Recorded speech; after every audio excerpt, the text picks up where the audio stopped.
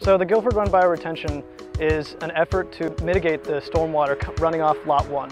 So the stormwater runs into Guilford Run Bioretention into this garden here, and it has a chance to filter naturally through the plants and through the soils. And so this cleans up the water before it gets into the Anacostia River, and it also prevents erosion and flash flooding in Guilford Run and the Anacostia River.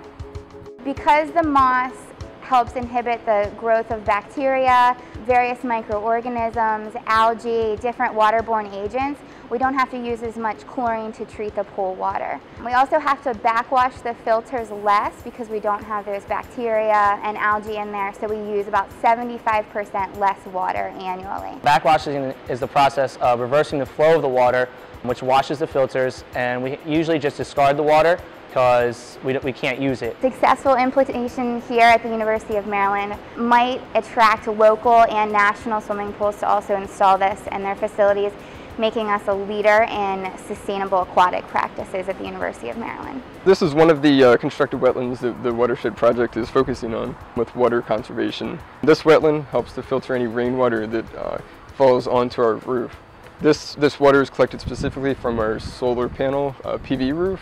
Water is stored in here and is conditioned until it is needed for irrigation on site. We want it to be a big community space where people can come hang out, like students or faculty or the workers here at UMD. We want to have shows here where people can play music or do poetry.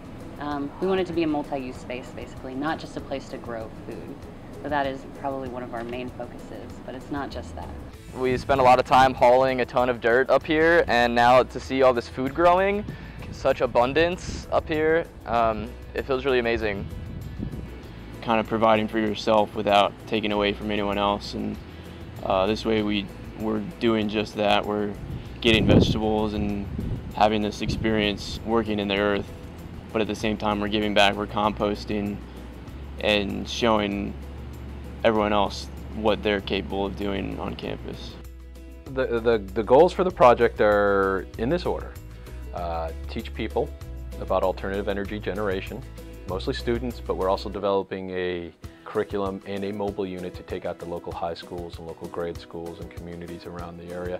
That's first and foremost. Second is to use the array and everything else that we eventually add to it for research. Any professor on campus is open to utilize it if there's something, way, shape, or form that they think they can use our facilities to advance alternative energy generation. That's open to them. And thirdly, and lastly, and not really least important, but is to, when we're not doing anything else with it, is to use the power that we're generating in a meaningful way.